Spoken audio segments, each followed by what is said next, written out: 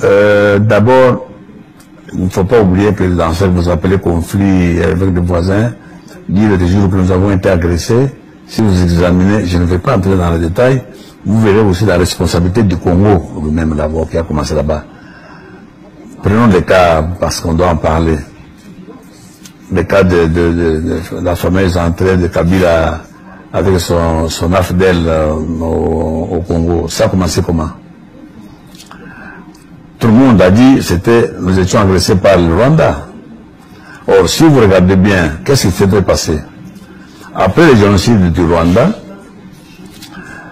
les Hutus qui avaient fait leur bêtise là-bas ont fui devant la force au pouvoir de M. Kagame. Ils ont fui, ils sont venus au Congo. Ils sont réfugiés au Congo. Maintenant, au Congo, ils devaient respecter la règle internationale qui dit que quand des voisins armés traversent la frontière pour venir dans votre pays, la première chose, vous devez les désarmer. Nous, on ne nous a pas désarmés avec Mobutu, on n'a pas désarmé les FDR, FDR, tout ça. On nous a laissés. Deuxième chose, vous devez les placer à au moins 150 km de la frontière commune. Or, nous, on nous a laissés à quelques mètres de la frontière. Ces gens-là, partant du Congo, ils agressaient leur pays d'origine. Et quand ce pays prend des dispositions pour se défendre contre ces gens-là, vous allez dire qu'ils ont agressé le Congo. Il faut d'abord respecter la règle de ne pas héberger des hommes armés venant du pays voisin. Donc ça, c'est pour vous dire que ne faut pas toujours dire « Ah, on a agressé, on a agressé ».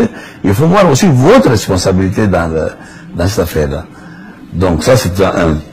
Vous me posez la question de savoir si on peut porter plainte, tout ça. Mais comme nous sommes respectueux de la loi, si un État voisin il a violé les lois ou bien internationales, etc., tout ça, conformément à la procédure normale, nous portons plainte et nous allons le traduire devant les justices, devant les compétences qu'il faut. Donc, c'est vous dire que je voulais d'abord insister sur le fait que quand vous avez parlé d'agression, vous devez savoir que dans beaucoup de cas, nous sommes aussi responsables de ce qui nous est arrivé. Il ne faut pas tout de suite jeter la pierre sur les autres. Je décide avec mon gouvernement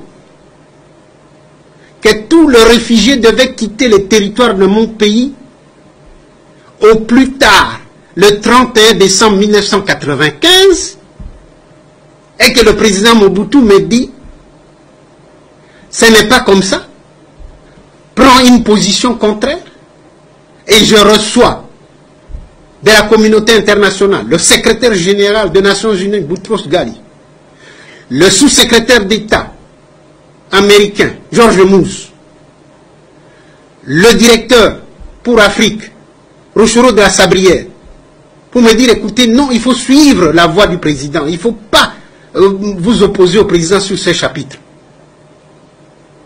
Alors que toute la population du Kivu avait mobilisé ses moyens de transport pour aider les réfugiés à rentrer. La vérité, c'est que la communauté internationale ne voulait pas, alors que la même communauté internationale, par 2 résolutions du Conseil de sécurité, a voté le déploiement des forces multinationales qui devaient constituer le couloir de sécurité.